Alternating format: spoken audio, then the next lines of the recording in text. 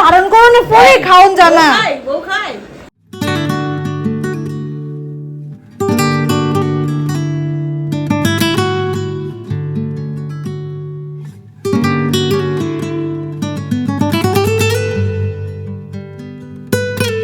Good morning, welcome to রূপকথা.in। কালকের ব্লগে কি বলেছিলাম, আজকে একজন নতুন মেম্বার আসবে, একজন নয় 3 জন। তোমরা হয়তো থাম্বনেল এবং টাইটেল দেখে বুঝতেই পেরেছো। তো যাই হোক, যেনাদেরকে আমার বিয়েতে দেখোনি এইবার দেখবে। আমাদের বিয়ের এক্সাইটমেন্ট যত আছে সেটার একটা পার্ট বলতে পারো। তো যাই হোক, আস্তে আস্তে তোমাদের সঙ্গে আলাপ করিয়ে দেব আজকে কে আসছে, কোত্থেকে আসছে সব কিছু। হ্যাঁ, তাদের মধ্যে একজনকে তোমরা সবাই আমার বিয়েতে ঠিক দেখতে পারলে। তো এখানে আমি স্নান করে এসে চাটা করে নিলাম, আর চোখ মুখের অবস্থা, ভাইয়ের বিয়ে আসছে বলে কথা, কিন্তু সেটা ভেবে যে আমি একটু স্কিন কেয়ার করব সেটার জন্যই। তো যাই হোক, এখানে চাটা করে নিচ্ছি, তারপর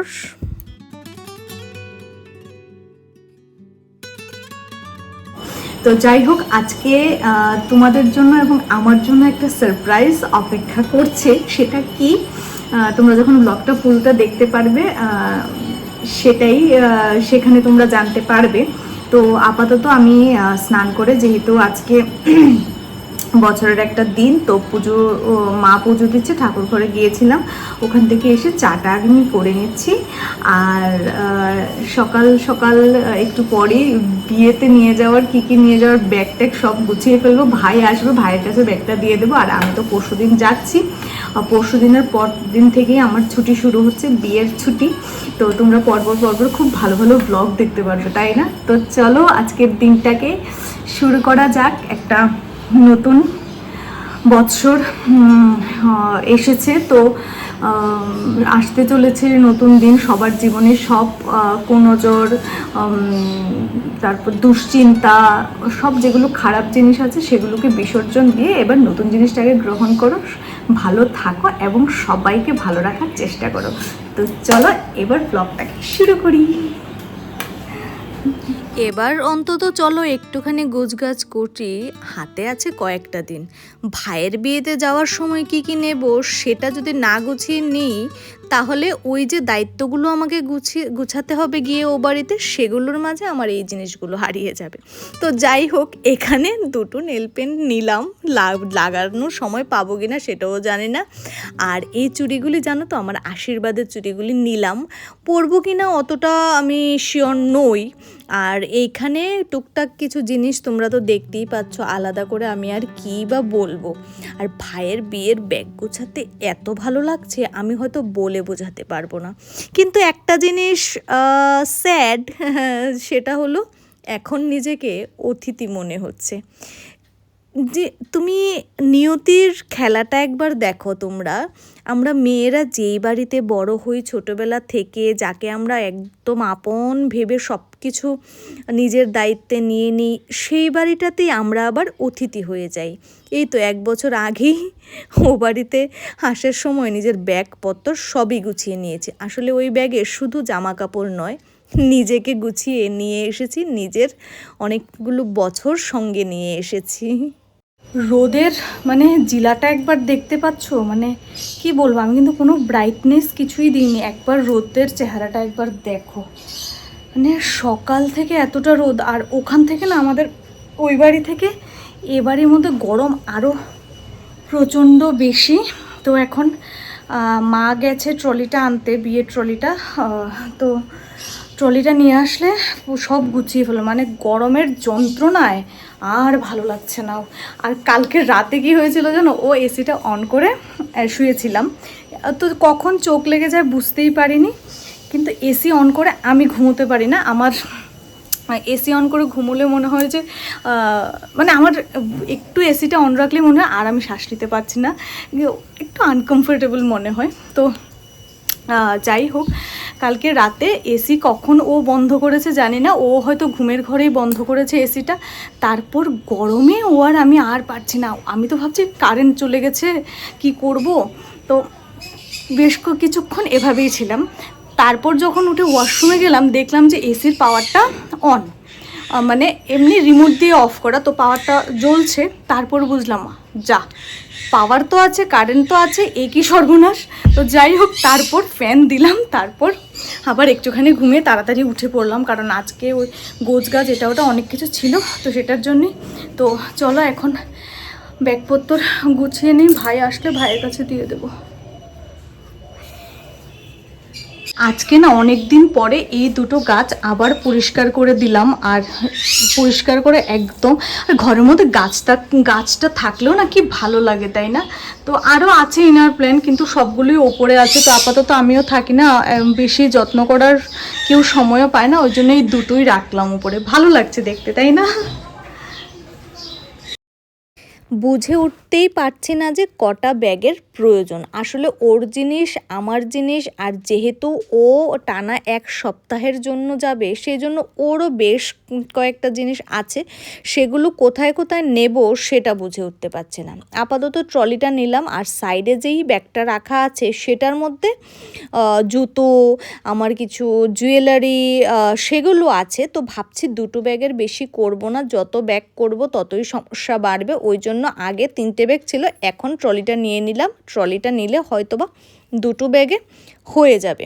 তো যাই হোক, এই ব্যাগপত্রগুলো নিয়ে আমার পক্ষে তো যাওয়া পসিবল না, যেহেতু আমি ডিরেক্টলি অফিসে যাব, আর তার চাইতেও বেশি আমি এগুলো নিতে পারবই না। ওই জন্য যেহেতু ভাই আজকে আসছে গাড়ি নিয়ে, সেহেতু ওর সঙ্গেই দিয়ে দেব।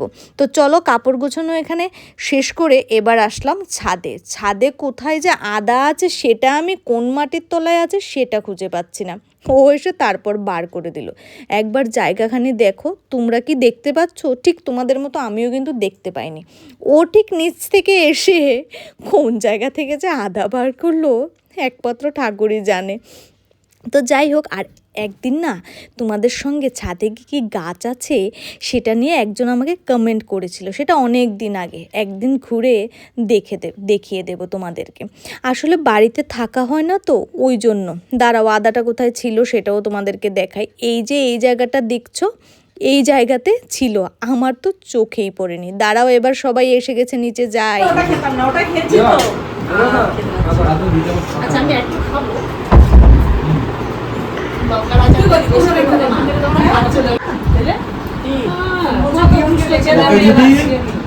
আপনি এইটা একটা কার্টুন চ্যানেল দিয়ে বসে দেন, ওখানে খাবার আর বসে থাকবে, খাবার আর 10 মিনিট পর পর, আধা ঘন্টা পর পর কি বলবে খাবার খাবার দাও, কিন্তু খাইছই না কিছু।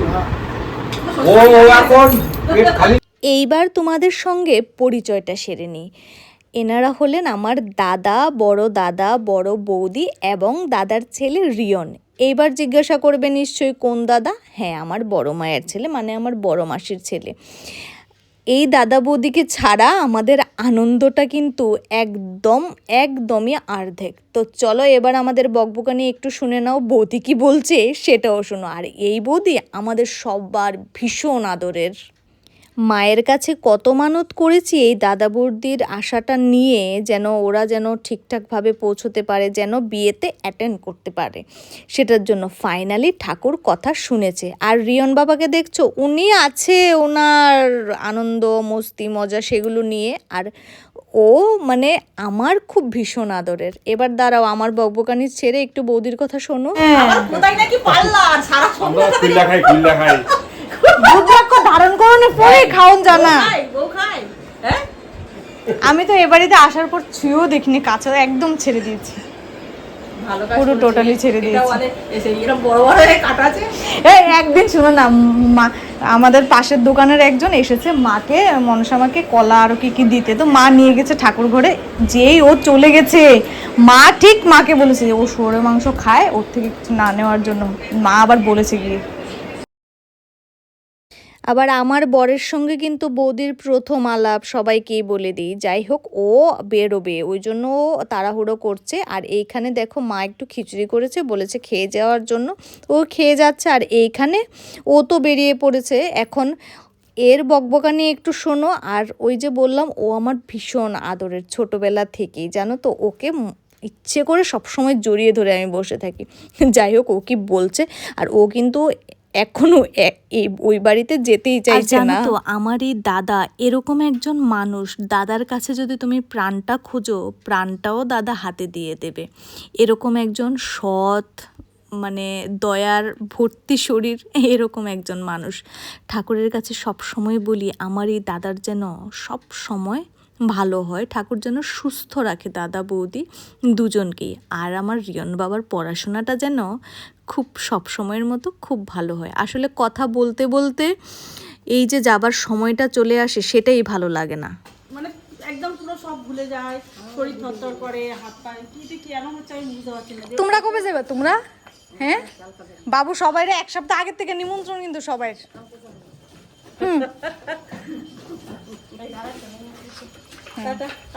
না না যাবো তো, গাড়ির মধ্যে নাকি কি কি আছে। দাঁড়াও, যাওয়ার আগে কতগুলো বাজি কেনা হয়েছে, বাজি পটকা, সেগুলো আগে দেখে নাও। এই দেখো, এ হলো বিয়ের সব। হ্যাঁ, জানি পরিবেশ দূষণের কারণ, কিন্তু আমার কথা কে আর শোনে বলো তো। আর দেখো পুরোটা গাড়ি ভর্তি, আর কিছু রাখার জায়গা আছে বলে আমার মনে হয় না। ওই যে আমার লাগেজগুলোও দিয়ে দিয়েছি। তো চলো এবার ওনারা বেরিয়ে পড়বে, আর আমি তো যাচ্ছি কাল। এই সাবধানে যাইও, আমার জিনিসও বৌদির জিনিসও সব বৌদির, ঠিক আছে?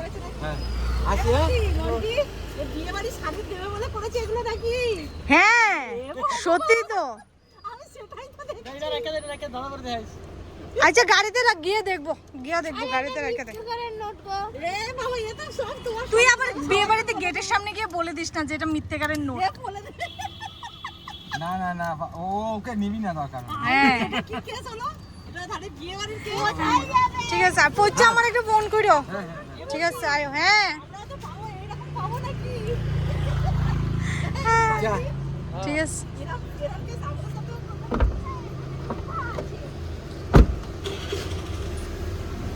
ঠিক আছে, তুমিও যাও গা, টাটা।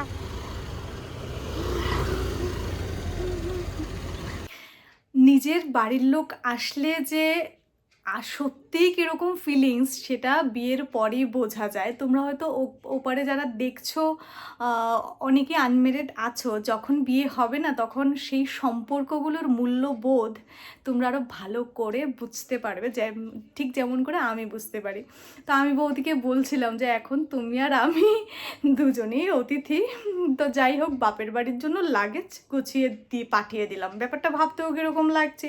এই তো 1 বছর আগেই সেখান থেকে লাগেজ গুছিয়ে আবার এ বাড়িতে নিয়ে এসেছি। সব কিছু লাগেজে করে জীবনে নিজেকেই নিয়ে এসেছি।